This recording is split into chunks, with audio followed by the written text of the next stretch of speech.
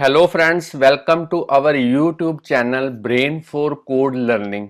तो आज का जो हमारा टॉपिक है iOS ऐप डेवलपमेंट के अंदर वो है कैसे हमने टेबल व्यू कंट्रोलर की हेल्प के साथ एरे में से डेटा को फैच करना है और उसको डिस्प्ले करवाना है as a scrolling list of items. कहने का मतलब हम टेबल व्यू को यूज़ करेंगे जो ऑलरेडी बाय डिफ़ॉल्ट अवेलेबल है हमारे पास टेबल व्यू कंट्रोलर के अंदर। मगर इस एग्जाम्पल के अंदर हम आपको बताएंगे कि कैसे आप जो डिफॉल्ट लेबल और इमेज व्यू जो हमारे पास अवेलेबल होता है बेसिक स्टाइल के अंदर वो कैसे हम यूज करेंगे। हमें कोई भी कस्टम क्लास बनाने की जरूरत नहीं पड़ेगी पर्टिकुलर सेल के लिए। हम उसकी जो डिफॉल्ट प्रॉपर्टी है इमेज व्यू और लेबल उसको असेस करके काफ़ी अच्छी एग्जांपल जो है वो तैयार कर सकते हैं। तो यहाँ पे आप देख पा रहे हैं मेरे पास एक लाइव रनिंग एग्जांपल है सिमुलेटर के अंदर। आप देख पा रहे हैं कि एग्जांपल किस तरीके की है। यहाँ पे मैंने जो एक्ट्रेस के जो इमेजेस हैं वो यूज़ किए हैं और साथ में जो उनका नेम है एज ए एरे यूज़ किया है।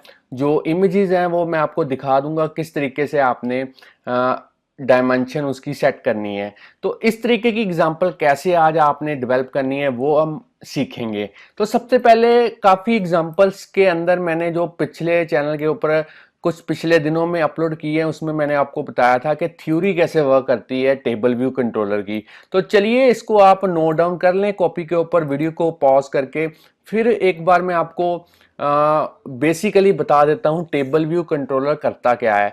तो ये एक ऐसा कंट्रोलर है या कह सकते हो एक ऐसी क्लास है जो आपके टेबल व्यू को मैनेज और डिस्प्ले करवाने में हेल्प करती है आपकी iOS के अंदर। तो अगर आप चाहते हैं कोई टेबल क्रिएट करना, कहने का मतलब स्क्रोलिंग लिस्ट ऑफ आइटम्स को डिस्प्ले करवाना चाहते हैं, तो आप दो तरीके की क्लासेस जो हैं वो यूज़ कर सकते हैं। चाहे आप UI टेबल व्यू यूज़ कर लीजिए या फिर आप UI टेबल व्यू कंट्रोलर को यूज़ कर लीजिए।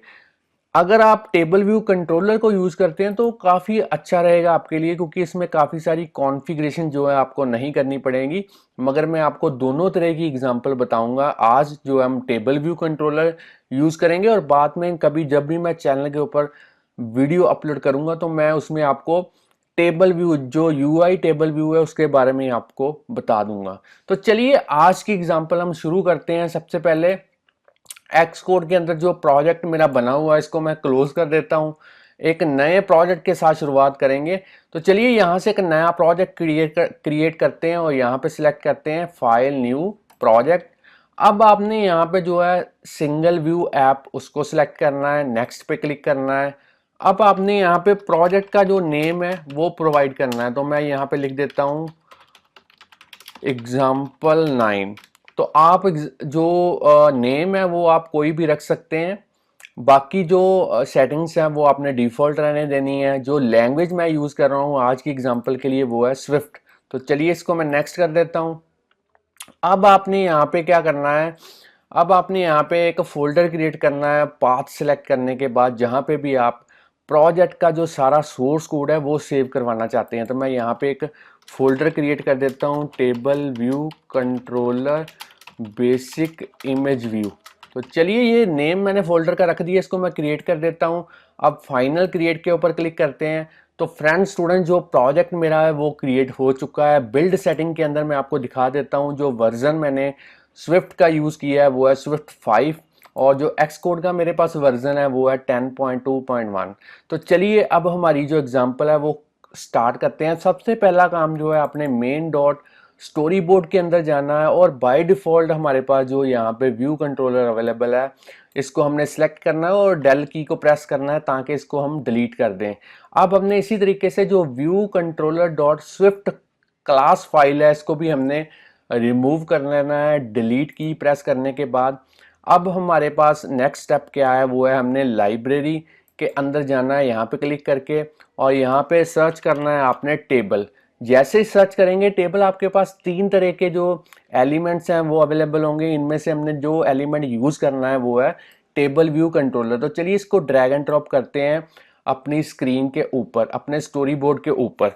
अब पहला स्टेप क्या है आपके दिमाग में जो आएगा वो है आपने टेबल व्यू कंट्रोलर को सिलेक्ट करना है और यहाँ पे आपने एट्रीब्यूट इंस्पेक्टर के अंदर जाना है और इसको बाय डिफ़ॉल्ट जो है इनिशियल व्यू कंट्रोलर जो है सेट करना है, क्योंकि पुराना जो व्यू कंट्रोलर था वो आपने डिलीट कर दिया था, इसलिए आपको यहाँ पे as a new view controller जो इनिशियल है वो सेट करना पड़ेगा।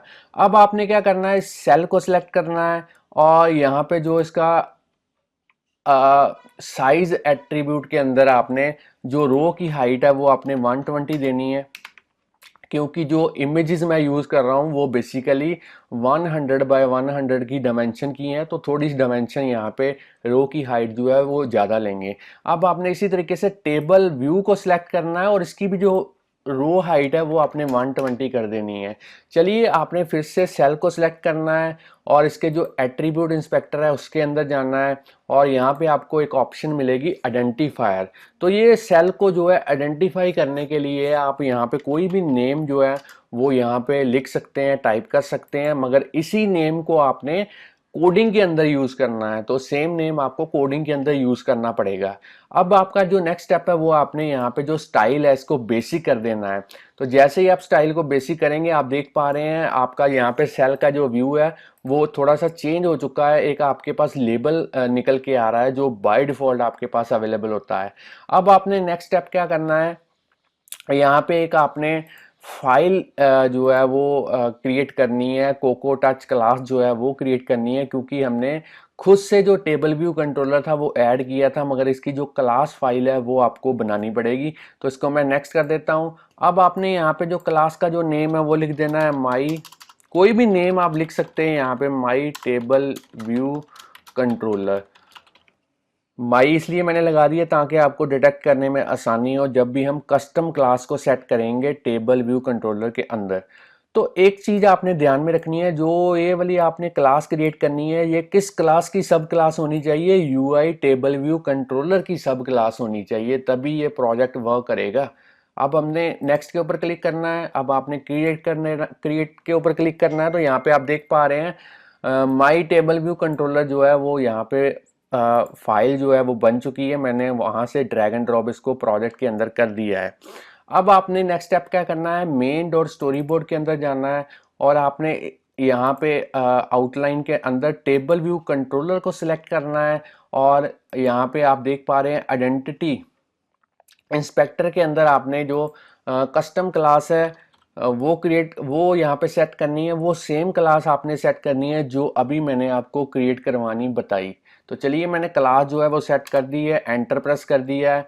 अब हमारा जो नेक्स्ट स्टेप है वो है आपने असेस्ड फोल्डर के अंदर जाना है और यहाँ पे जो इमेजेस हैं वो यहाँ पे लेके आनी है। तो वो मैं आपको बता देता हूँ किस तरीके से आपने यहाँ पे सिमुलेटर को यहाँ पे मिनिमाइज कर देते हैं और चलिए हाइड कर देते हैं सिमुलेटर को। अब आपने क्या करना है, यहाँ पे आप देख पा रहे हैं मेरे पास एक फोल्डर बना हुआ है जिसमें जो इमेजेस हैं एक्टर्स की वो मैंने यहाँ पे डाउनलोड करके रखी हुई है। तो इनका मैं आपको बता देता हूँ साइज किस तरीके से मैंने यूज़ किया है। तो यहाँ पे आप देख पा रहे हैं जैसे ही आप इसको डिफ़ॉल्ट एप्लीकेशन में ओपन करेंगे, इसके ऊपर क्लिक करेंगे और अब आप यहाँ पे देख पा रहे हैं जो एट्रीब्यूट मैंने यहाँ पे कस्टम डायमेंशन जो सेट की है इमेज की वो है 100 बाय 100।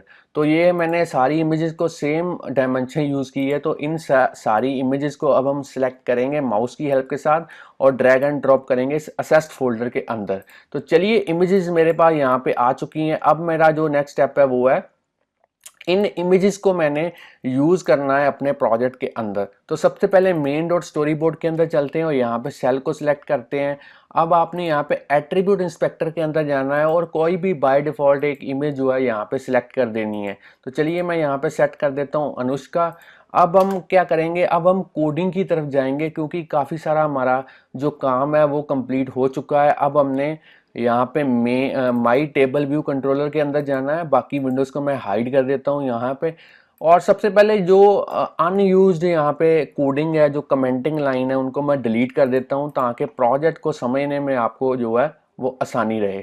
तो चलिए मैं यहाँ पे इसको भी डिलीट कर देता हूँ। अब सबसे पहला जो हमारा काम है वो है यहाँ पे हमने दो एरेज जो हैं वो क्रिएट करनी है। पहली एरे के अंदर हम जो हमारे एक्टर्स के नेम है वो सेव करवाएंगे और दूसरी एरे के अंदर हम जो उनकी इमेजेस के नेम है वो सेव करवाएंगे। तो एक बात आपने ध्यान रखनी है, जो इमेजेस के नेम होंगे वो आपने सेम फॉर्म में रखने हैं। जैसे यहाँ पे सारे ही करेक्टर मैंने स्मॉल लेटर्स यूज़ किए हैं, तो आपने जो एरे के अंदर नेम भी यूज़ करना है वो स्मॉल लेटर ही यूज़ करने हैं, क्योंकि ये केस सेंसिटिव है यहाँ पे नेम्स। तो चलिए कोडिंग की तरफ चलते हैं और यहाँ पे सबसे पहले यहाँ पे एक्ट्रेस की जो नेम है उनको सेव करवाने के लिए मैं यहाँ पे एक एरे क्रिएट कर देता हूँ। वो किस तरीके की होगी, स्ट्रिंग टाइप की होगी, और इसके अंदर जो एक्ट्रेस के नेम है वो हमने लिखने हैं। तो चलिए 5 एक्ट्रेस है मेरे पास, यहाँ पे उनके नेम जो है वो लिख देते हैं हम। सबसे पहले है कटरीना कैफ, उसके बाद है करीना कपूर, चलिए यहाँ पे थर्ड है हमारे पास काजल, और फोर्थ नंबर पे है हमारे पास करीना कपूर। सॉरी, देख लेते हैं दोबारा से। यहाँ पे हमारे पास है माधुरी दीक्षित, और यहाँ पे है अनुष्का शर्मा। तो चलिए यहाँ पे लिख देते हैं इनको, माधुरी दीक्षित और यहाँ पे अनुष्का शर्मा। तो ये मेरी पहली जो एरे है वो बन चुकी है। अब हमने सेकंड एरे जो है वो क्रिएट करनी है। तो उसके लिए हमने यहाँ पे फिर से लिखना है वॉर, यहाँ पे एक्ट्रेस इमेज, और इसको भी जो हमने किस टाइप का लिया है, स्ट्रिंग टाइप का लेना है। और यहाँ पे अब हम डबल कोट के अंदर हर एक इमेज का जो नेम है वो लिखेंगे। तो इमेज का नेम आपने प्रॉपरली लिखना है, सेम नेम लिखना है जो भी इमेज का नेम हो। अगर वो सारे स्मॉल लेटर है तो यहाँ पे भी आपने सारे स्मॉल लेटर ही लिखने हैं। कटरीना, करीना, काजोल, माधुरी और अनुष्का। तो चलिए यहाँ पे एरे मैंने क्रिएट कर दी है, सेकंड एरे भी हमारी हो चुकी है। अब हमने जो हमारे पास टेबल व्यू कंट्रोलर है उसके अंदर जो प्रोटोकॉल और डेलीगेट्स हैं वो बाय डिफ़ॉल्ट ही सेट होते हैं। और यहाँ पे आपको दो मेथड जो है वो बाय डिफ़ॉल्ट मिलते हैं। पहला है नंबर ऑफ सेक्शन, यहाँ पे नंबर ऑफ सेक्शन जो है हम एक ही यूज़ करेंगे जो बाय डिफ़ॉल्ट हम यूज़ करेंगे। और यहाँ पे नंबर ऑफ रोज जो होंगी वो किसके ऊपर डिपेंड करेंगी, जितने भी एलिमेंट हमारे इस एरे के अंदर होंगे सेम नंबर ऑफ रोज जो है हमारे पास यहाँ पे क्रिएट होंगी। तो यहाँ पे मैं लिख देता हूँ एक्ट्रेस, और यहाँ पे जो है काउंट उसकी एक प्रॉपर्टी है जिससे हम नंबर ऑफ रोज जो हैं एरे के अंदर कितने हैं वो पता कर सकते हैं।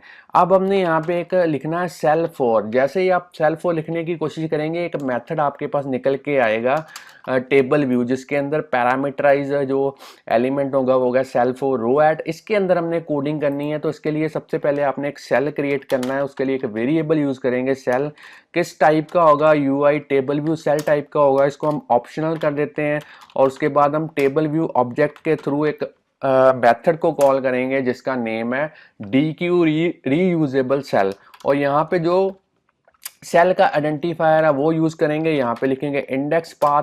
तो ये जो आइडेंटिफायर है ये बेसिकली कौन सा नेम मैंने यहाँ पे यूज किया, तो मैं यहाँ पे आपको बता दूं। जैसे ही आपको मैंने यहाँ पे सेल सेलेक्ट करवाया था और उसके बाद में यहाँ पे आप देख पा रहे हैं जो मैंने आइडेंटिफायर यूज़ किया है सेम आइडेंटिफायर मैंने कोडिंग के अंदर यूज़ करना है। तो ये चीज़ आपने ध्यान में रखनी है कि ये इसके अंदर आपके पास कोई मिस्टेक ना हो। तो सेम नेम आपने यहाँ पे लिखना है। तो चलिए अब आपने यहाँ पे क्या करना है, अब आपने सेल के थ्रू उसकी जो टेक्स्ट लेबल की जो ऑब्जेक्ट है उसको असेस करना है, एलिमेंट को असेस करना है, उसकी टेक्स्ट प्रॉपर्टी को सेट करना है।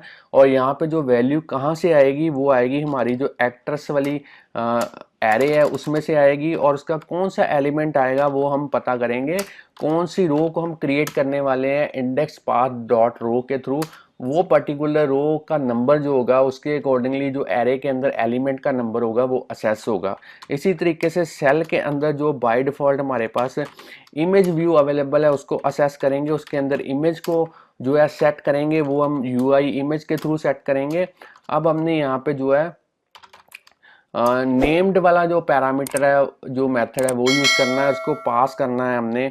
वो वैल्यू कौन सी होगी, एक्ट्रेस वाली जो इमेज वाली जो एरे है उसमें से कौन सा एलिमेंट आएगा वो हम पर्टिकुलर रो नंबर के थ्रू जो है उसको डिटेक्ट कर पाएंगे। तो इस तरीके से हमने इमेज को जो है वो सेट करना है, और अब आपने सेल को जो है रिटर्न करना है और इसको फोर्सली अनरैप करना है एक्सक्लेमेशन साइन के साथ, क्योंकि हमने सेल को जो है क्वेश्चन मार्क के थ्रू जो है ऑप्शनल यूज़ किया था। तो फ्रेंड्स स्टूडेंट्स, यहाँ पे हमारी जो कोडिंग है वो प्रॉपरली हो चुकी है। आप चाहें तो वीडियो को यहाँ पे पॉज करके इसकी जो कोडिंग है वो नोट डाउन कर सकते हैं। कोडिंग काफ़ी इजी है, नेट पे इसकी थ्योरी भी आपको अवेलेबल होगी, काफ़ी इजी थ्योरी है इसकी।